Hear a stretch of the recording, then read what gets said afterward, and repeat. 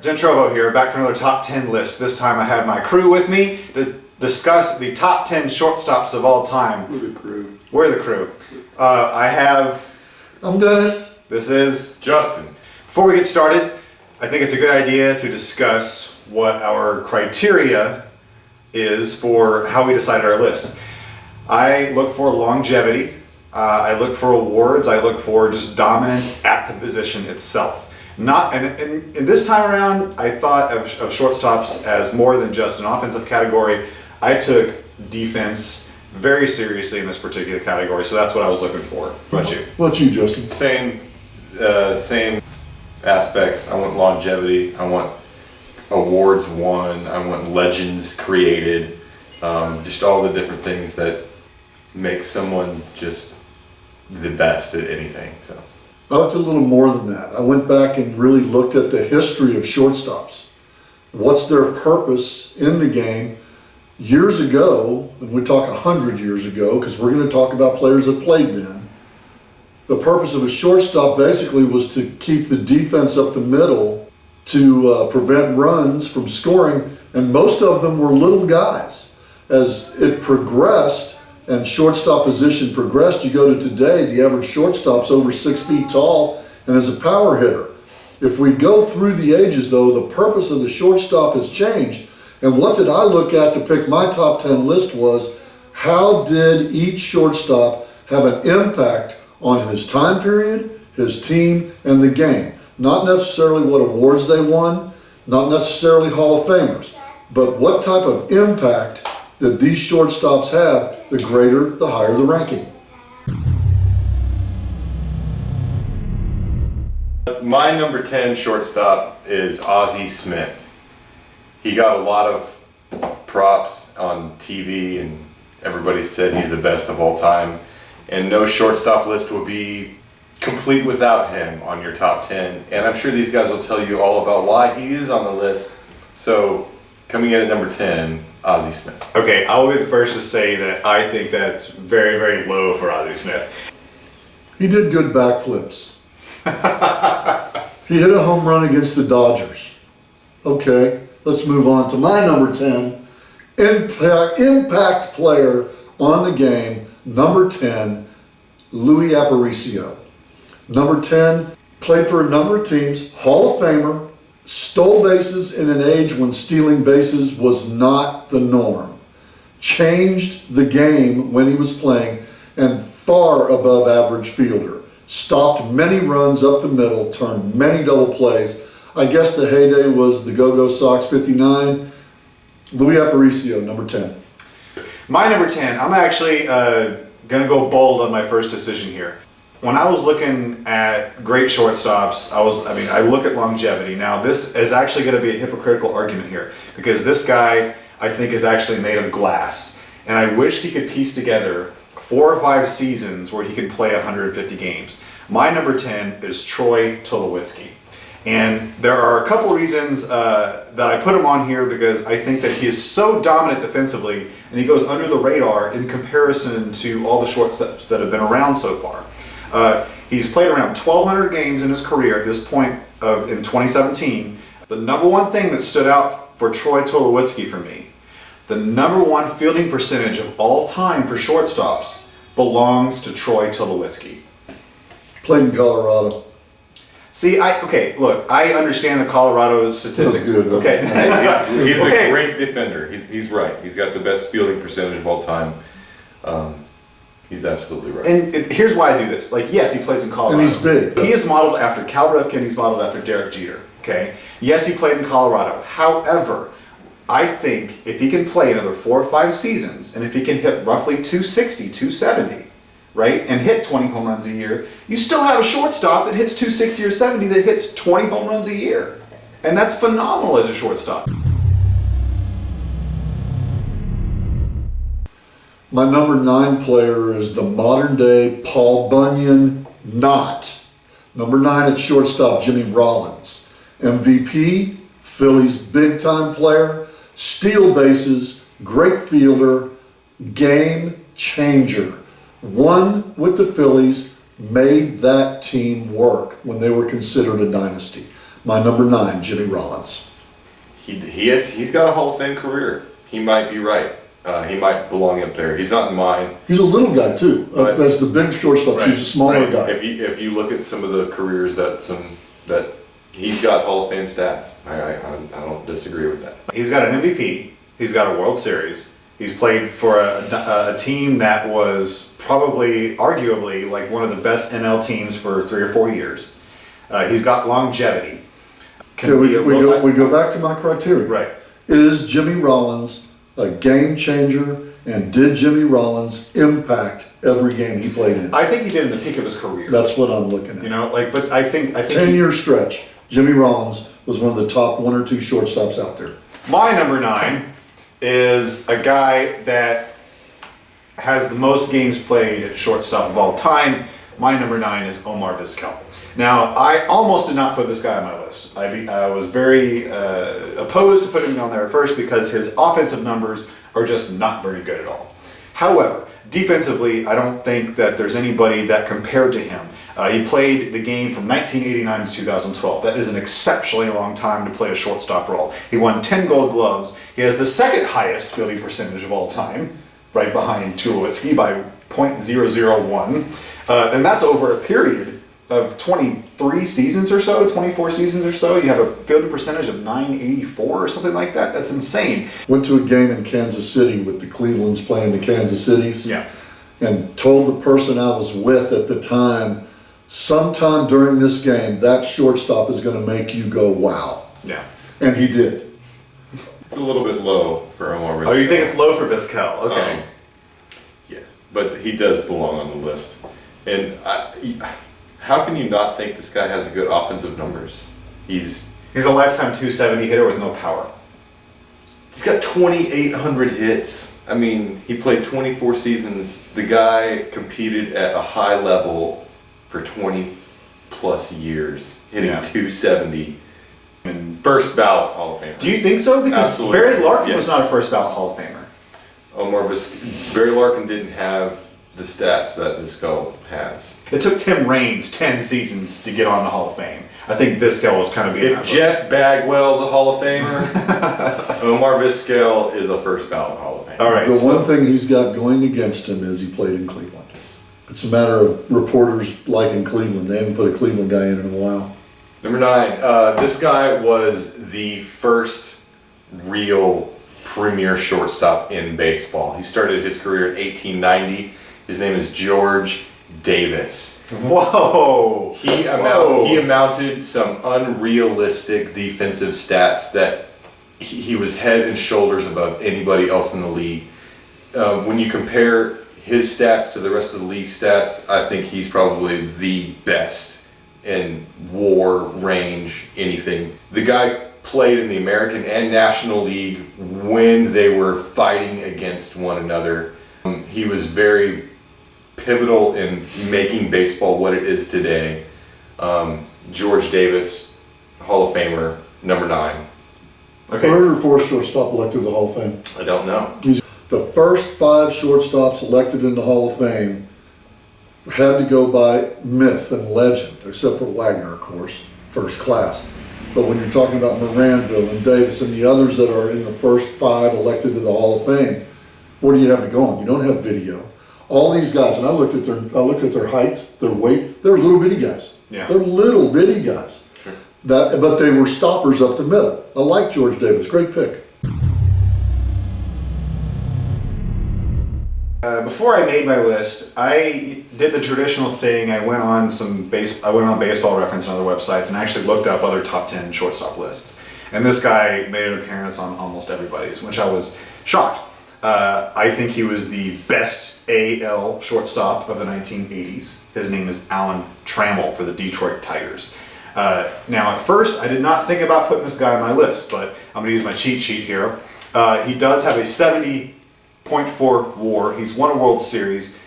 6th all-time in zone runs, number 7 in double plays, played with the same franchise his entire career, played 2,139 games at second base, 4 Gold Gloves, over 2,300 hits, 6 All-Star appearances.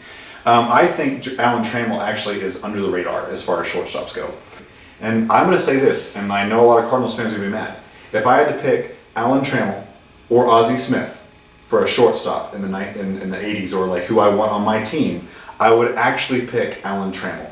I think that he's a better all-around player than Ozzie Smith is. I like Alan Trammell. He played for Sparky Anderson. Alan Trammell's a good player. Not quite top 10 material, but Alan Trammell was good. My number 8, Luis Aparicio. Hey, World Series winner with the Orioles. That's I think correct. we decided Yes. that was the correct one. When the guy first hit the league, he was this base stealing crazy madman who played shortstop better than anybody else. I think he was what baseball needed, and I don't think there was, at the time, and I don't think there was anybody that at the time played anything close to his level. And then he put up stats that are just unreachable to some players, a lot of players. Okay, my number 8. Who was the Cleveland shortstop that replaced Ray Chapman? Joe Sewell. Number 8. And you're going to hear more about him in a little bit. I already know this. Number 8. Wow. I'm not going to say. You put Joe Sewell on there? I'm not going to go any further on this because we'll talk about Joe Sewell a little bit later in depth. That's shocking to me. Number 8, Joe Sewell. Okay. Hey, Ray Chapman 2.0.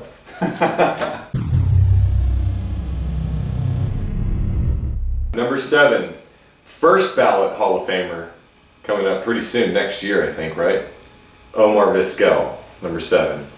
Probably the best defensive shortstop ever. You know, Troy Tulowitzki might have the stat, but I think he's played 3 or 4 games above the required games played to get that stat. And who knows, he might not play enough if things go the way things go. Omar Vizquel has 1,500 more games at shortstop than Troy Tulowitzki. Omar Vizquel, And the same fielding percentage. 0.001 difference. Yes. 2,800 hits. His offense was very good. 270 lifetime hitter, stole bases. I have the shortstop that Bill James says is the second best shortstop that ever played, so I got to disagree with you, Bill. Number 7, Archie Vaughn. Game changer, big hitter, OPS good.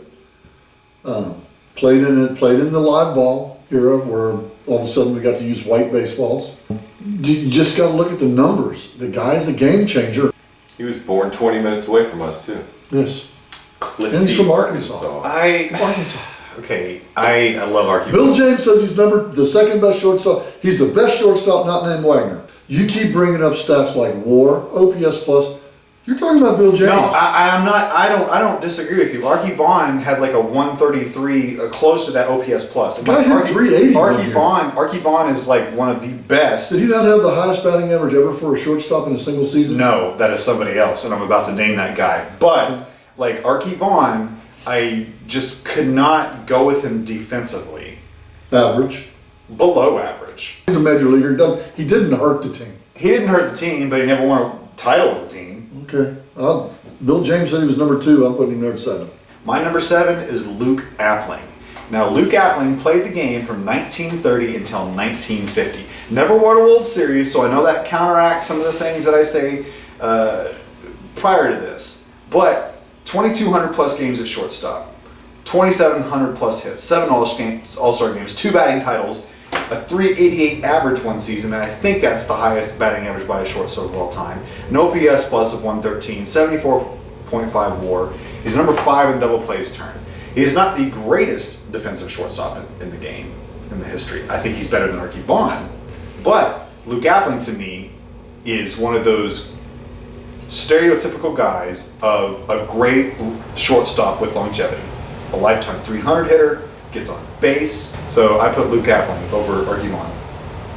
Yeah, good choice. We play a game all the time called spinner baseball. And every time I use Luke Appling, he's terrible, so I'm not going to like Luke Appling. I grew up in Cincinnati, Ohio. I watched the Big Red Machine. I went to the World Series in 1972, and I was very disappointed because I got to go to Game 1 and I got to go to Game 7, and my boys lost both of them. And so the guy that I'm going to put at number 6 is one of the guys that was responsible for me hating Oakland all this time, and his name is Bert Campaneris. This guy is a game changer. He stole bases on Johnny Bench in the World Series. I watched it happen. This guy was, without a doubt, in the time he played, the best shortstop in baseball. Head and shoulders above all the rest during the late 60s and up to the middle 1970s. He was the best shortstop in the game. I like Bert Campaneris. I think that's a great choice. Great defensive shortstop. I actually thought you were going to go Dave Concepcion for a second.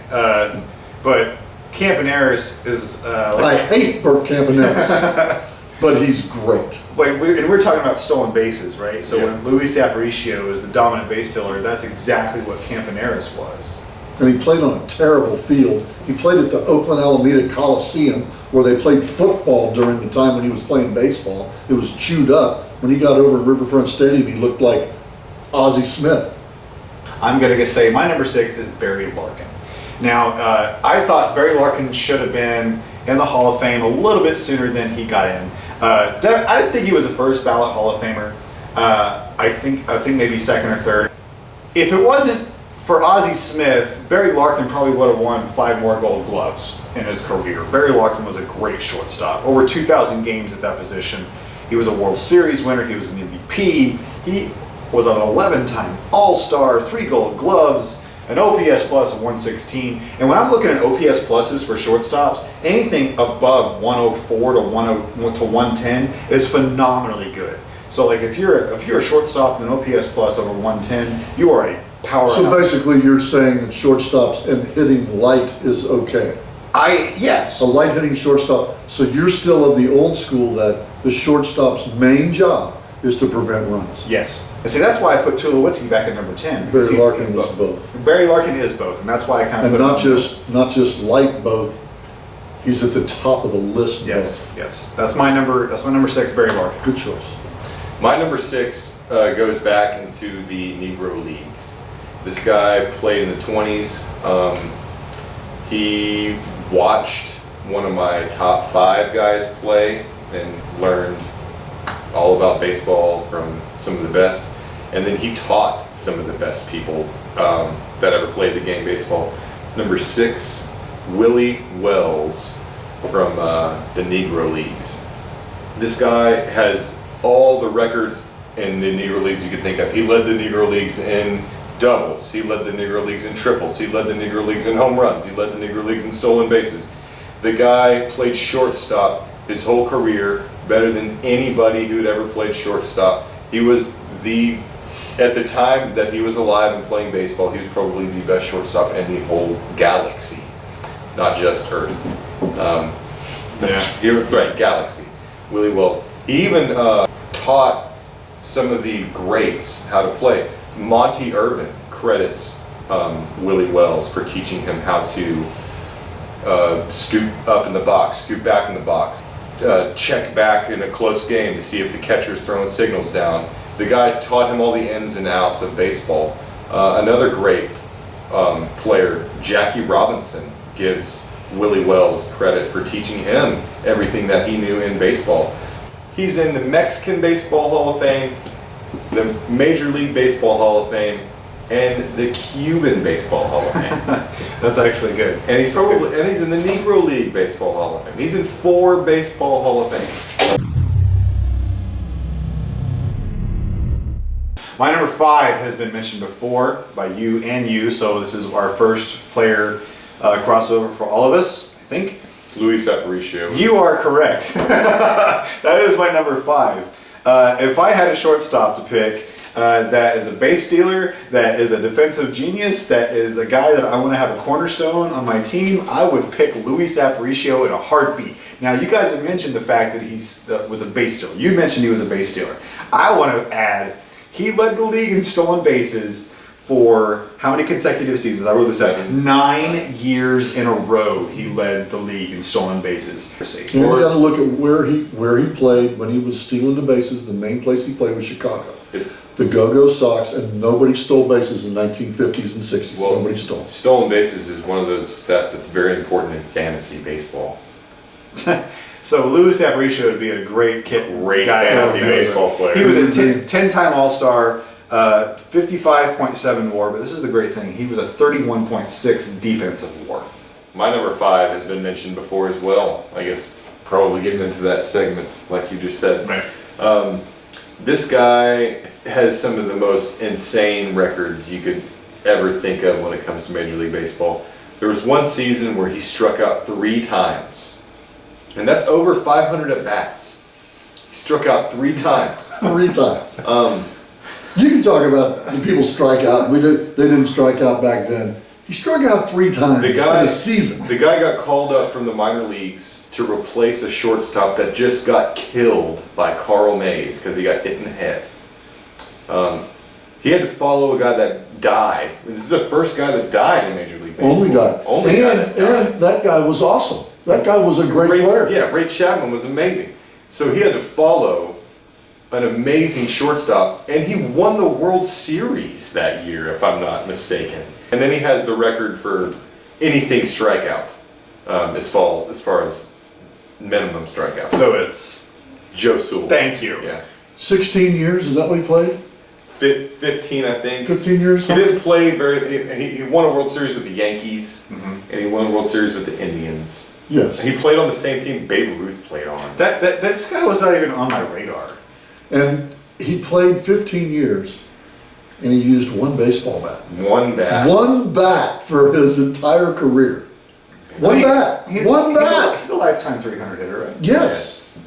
Joe Sewell, tremendous Hall of Famer. The reason he's probably not on your radar because he didn't have the stats. He had 2,200 hits. I mean, all of his stats. That's still a lot of hits. But it's still, as far as the Omar Vizquels and Luke Applings and Luis Aparicio, this guy he's in the Barry Larkin category. Right. Except he struck out 3 times in a season. 3 times in a season. 3 times in a season. 3 times in the season. My number 5, Moeller High School, Cincinnati, Ohio. Barry Larkin. Played for the same team that Ken Griffey played for. They moved the Crosley Field scoreboard over to Moeller High School. Barry Larkin got to play there. Played his entire career for 1 team. Yep. MVP, 290 lifetime hitter. Could hit for power. Could steal a base. 30-30, I believe. 1 year. 95. 1 year, 30-30. I don't think 86. there's another shortstop on the list that's 30-30. He was a contemporary of Ozzie Smith. The arguments made every year between Ozzie Smith and Barry Larkin. I have to pick a team. I have to pick a modern day shortstop, not a 1905 shortstop, not a 1935 shortstop, but a 2017 shortstop. I want somebody that can field the position, average to above. Barry Larkin is as good a fielder as anybody that we're talking about on this list. Yeah. Barry Larkin averages 19 to 22 home runs a year. That's pop. Barry Larkin averages 80 to 85 RBIs a year. He scores 100 runs a year. Barry Larkin, of his contemporaries, was an amazing shortstop. Would you build your team around Barry Larkin or Ozzie Smith? Tough choice to go right there. The press goes to Ozzie Smith because of a play that he makes in San Diego. Larkin was quiet. Larkin didn't get in a whole lot of trouble. Wasn't ever suspected of doing the juice. No. Quiet player. Well, neither was Ozzy at one point. Neither was Ozzie. Larkin gets into broadcasting. He's a tremendous broadcaster. A little too serious sometimes. Barry, you need to lighten up just a little bit. Lighten up. He gives great demos on MLB.com. Yeah. Tremendous demos. I learned a lot from Barry Larkin. And born, raised, played in his hometown. Barry Larkin, I love you. Number 4 starts these could be interchangeable. Right. All 4 of these next guys that I'm about to say throughout this list are arguably the greatest shortstop to ever play the game. these guys might have a 1, 2, 3, 4 like in an order, but as far as me and these guys, all 4 of these guys share an equal part on my list. And coming in at number 4-1 is Cal Ripken Jr. Most consecutive games played of all time, power hitting shortstop. He played 2 positions, I know. A lot of people might argue that, but he played more games at shortstop than some of the other people on this list. The things that he did for the game were unparalleled. There's baseball leagues named after this guy. What this person did for baseball is, I don't know if it can be done again. If it can, somebody please do it. But he is a hero of the game, and at 4-1, Cal Ripken Jr. I've got a problem with Ripken. First of all, he didn't play his entire career at short, but I'm okay with, I can get over that. Second of all, his consecutive game streak, when you really look and break it down, as Ripken gets into April and May, he's playing very well. June, July, he's playing very well. August and September, Cal Ripken's OPS and batting average dives about 20 to 25%. Is he helping his team by not taking a day off? You got to look at it that way. Did he help it or hurt it by not, Cal, sit down once in a while? Well, when you take and look at his September performances, Ripken's batting average dipped down into the 220s, 230s. So I got at number 4, Cal Ripken Jr. I love Cal Ripken Jr., one of my favorite players of all time. And I gotta say, hey, the guy went to work every day. And I have that kind of work ethic myself. I'm going in if I'm sick. I ain't missing a day, Cal. I'll be there. Yeah. No, Cal Ripken is definitely one of the ultimate spokespersons for the game of baseball.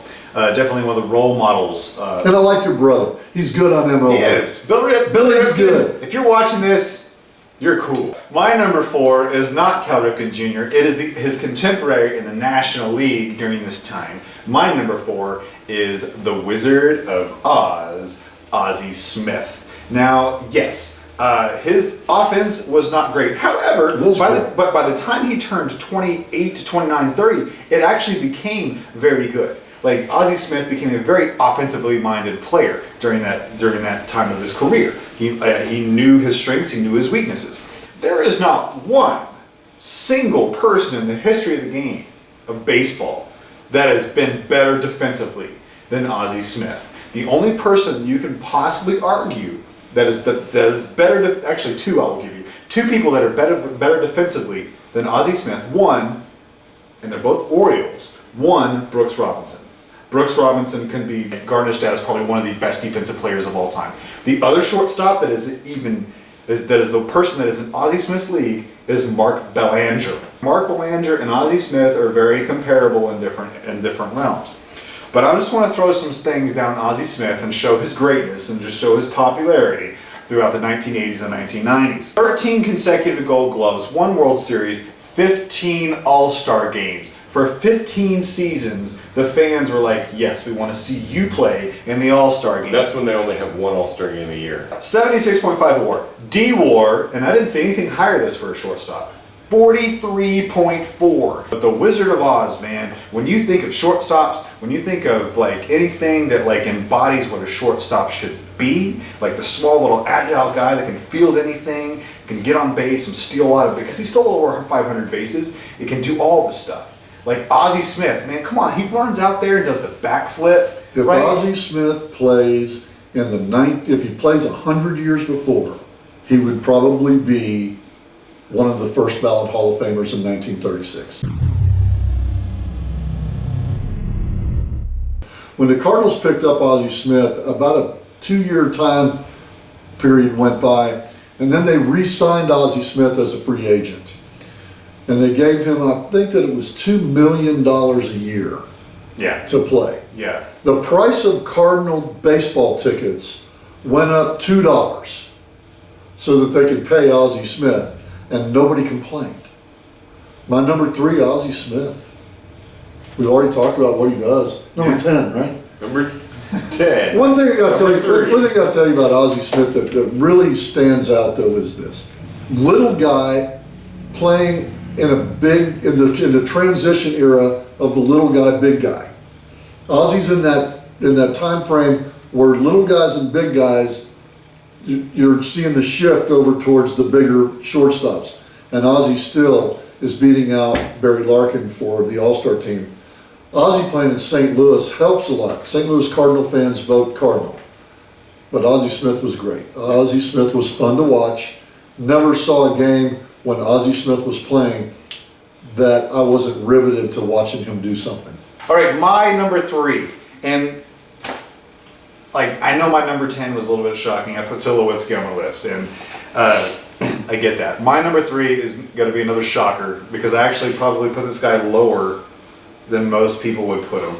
My number 3 is Honus Wagner, the Flying Dutchman. Now, offensively, if I were to rate shortstops, offensively, I would put this guy number 1, no doubt in my mind. Okay.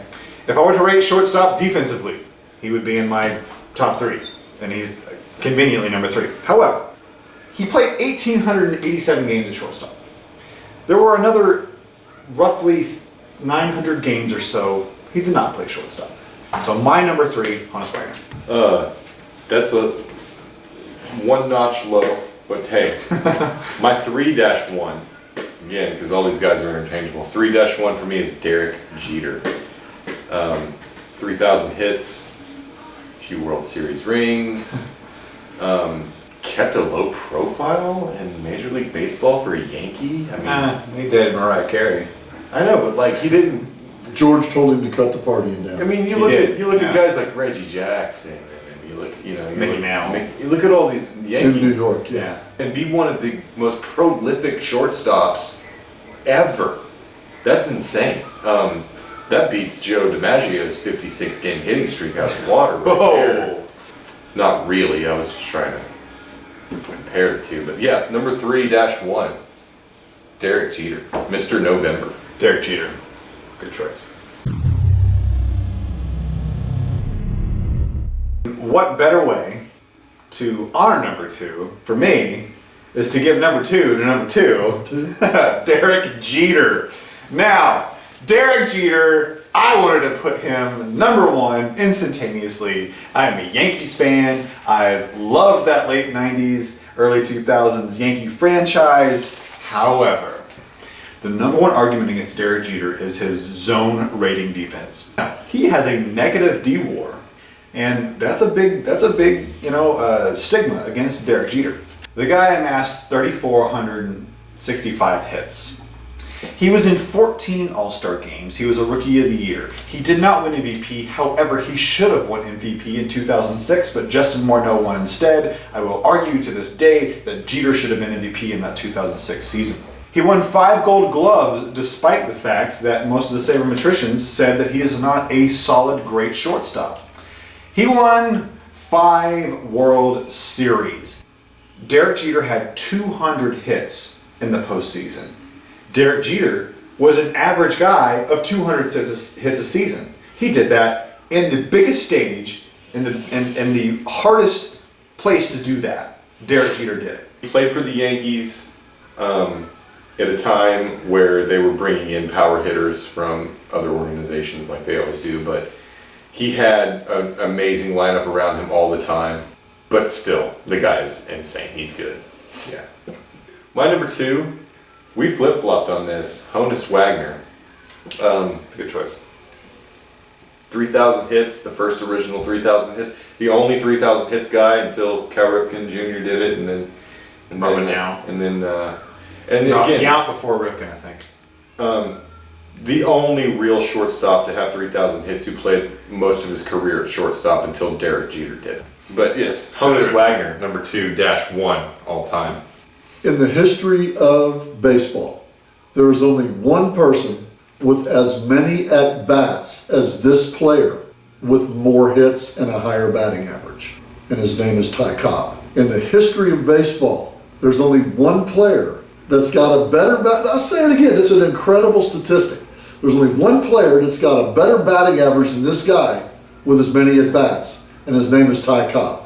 So if you finish second to Ty Cobb in any race, you are awesome. Yeah. This guy's name is Derek Jeter. Derek Jeter. Derek Jeter. Yes.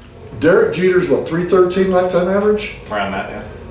Ty Cobb's Exactly. the only player with as many at-bats as Derek Jeter with a higher batting average. When I heard that statistic, probably a week after Jeter retired, with Brian Kenny saying that, giving Jeter his props, I was like amazed and in awe.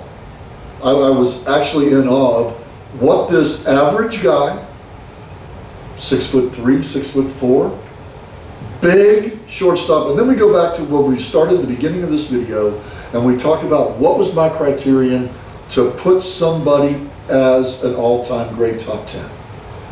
Did Derek Jeter change the game that he was in? Well, yes. Absolutely.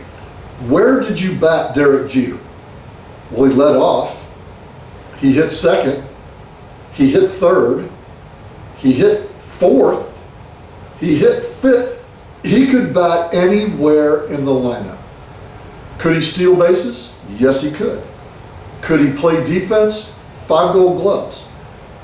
Did they change the way they played to accommodate Derek Jeter? Yes, they did.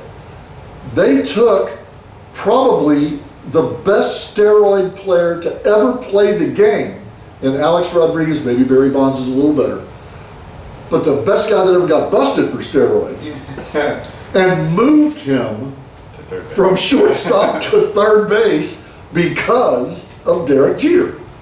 Derek Jeter is a baseball immortal.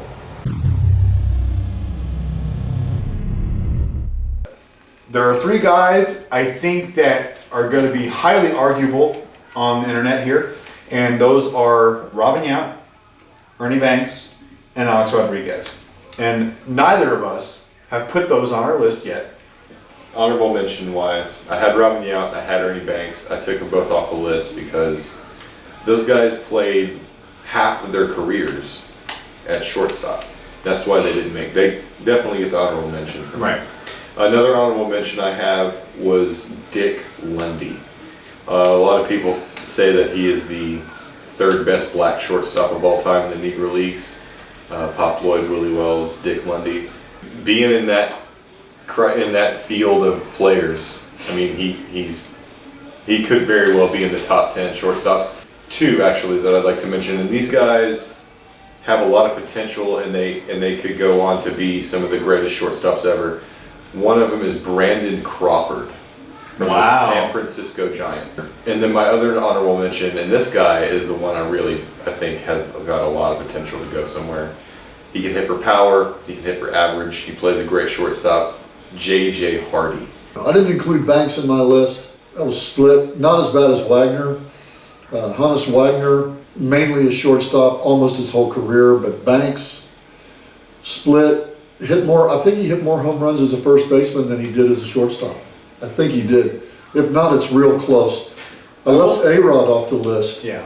I left A-Rod off the list because I don't like A-Rod. 1945, 46, 44, in that era, the sports writers elect Rabbit Moranville to the Hall of Fame. Why? The guy's a 240 hitter. Yeah. Why was this guy so good? He's the 6th shortstop elected to the Baseball Hall of Fame. Why? So I got to reading about it.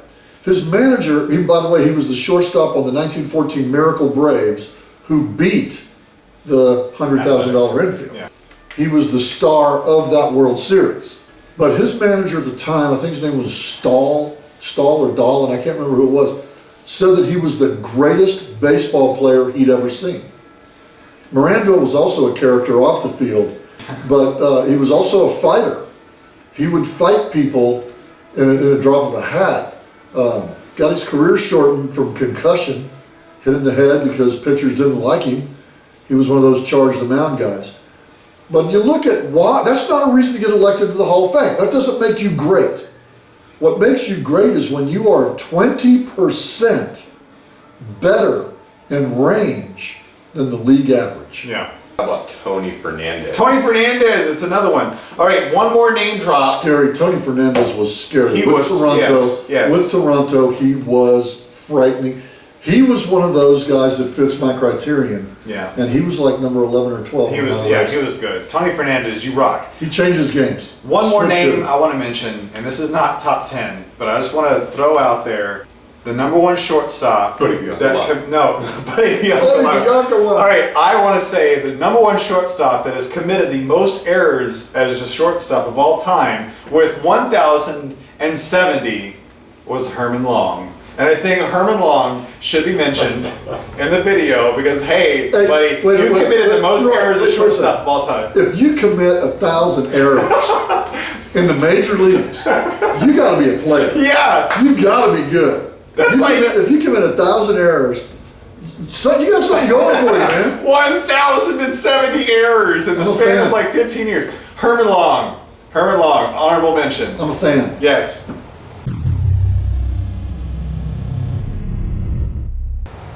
Wagner was the greatest shortstop of all time. Forever. And that's what everybody thinks. All the baseball people think that Honus Wagner is the greatest shortstop to ever play the game. When Honus Wagner was asked what he thought about Pop Lloyd being compared to Honus Wagner, his answer was, "I'm honored to be compared to Pop Lloyd."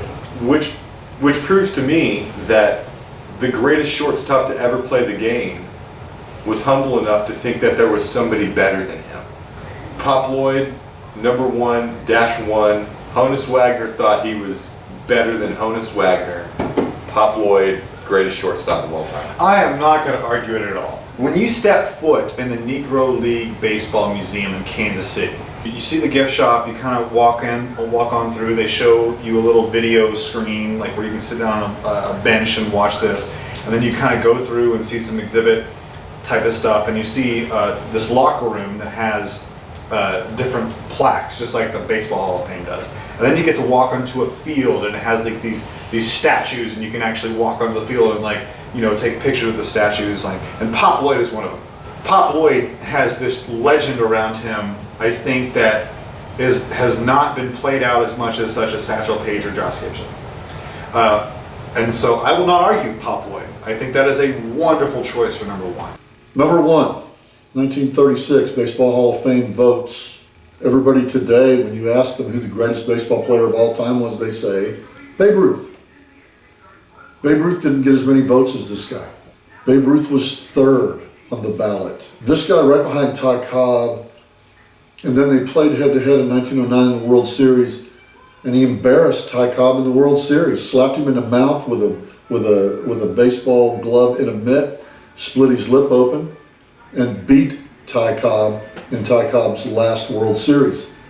3,000 hits, class act, lots of pictures about him. No bad stories that I could ever find in any of the historical data about Honus Wagner. I could not find any maligned character assassinations on Honus Wagner. All I found was this guy was the role model. Now, what makes him the greatest shortstop of all time? 4 words. T209. Next. T209. T209. And then he told the tobacco company that he wasn't going to be on a cigarette pack anymore. That's my guy. moral character, man. That's Honus my guy, Wagner. Honus Wagner. That's why his card is worth so much. He pulled it off with a tobacco card. My number one shortstop was a 2-time MVP.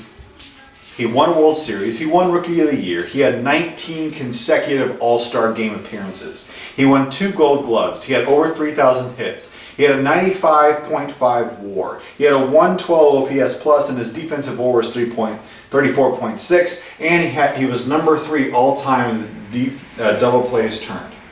My number one. Number 1 in double plays hit into, right? That is correct. He was also actually I marked that on here. All right. He was the number 1 player to ever hit in the most double plays. My number 1 is Cal Ripken Jr. And I debated it. He was addicted to double plays. I thought about. I know, right? He was like, he's not all. You know what? He was probably involved in the most double plays ever in the history of baseball. Either hitting into him or turning him. But here is why. So we can call him Mr. Double Play. Mr. Double Play, Double Cal Play. Ripken Jr., okay? And here's why I think Cal Ripken is the best. I initially do not think of him as the best. One thing stood out to me above anything else. What is the hardest position in baseball to play besides being a catcher? A shortstop. This man played 2,300 plus games in a row as the shortstop. That will never be matched in the history of the game. I do believe, and this is just me remembering, that Joe Sewell actually played in like 1,500 consecutive games. And that's a great number. But I'm gonna argue with you that that's awesome. But Cal Ripken played in 1,100 more consecutive games. You're right. But no, there was a guy that almost did what he pulled off. Right. And Cal Ripken Jr., again, like his other stats, like his home runs, his RBIs, his hits, all that stuff, that's all accumulative. It's like he just played a long time and he got all those numbers. He's an MVP. Yeah. And I just think, like, to me, I think of exemplars of the game, I think of greatness of the game. Honus Wagner, Derek Jeter, Cal Ripken are the three best shortstops to ever play the game. So my number one, Cal Ripken, you heard it here. That's our top 10 shortstop lists. So let us know in the comments what you think. Agree, disagree, like, dislike, whatever you want to do. Thank you for watching. We appreciate it. Until next time.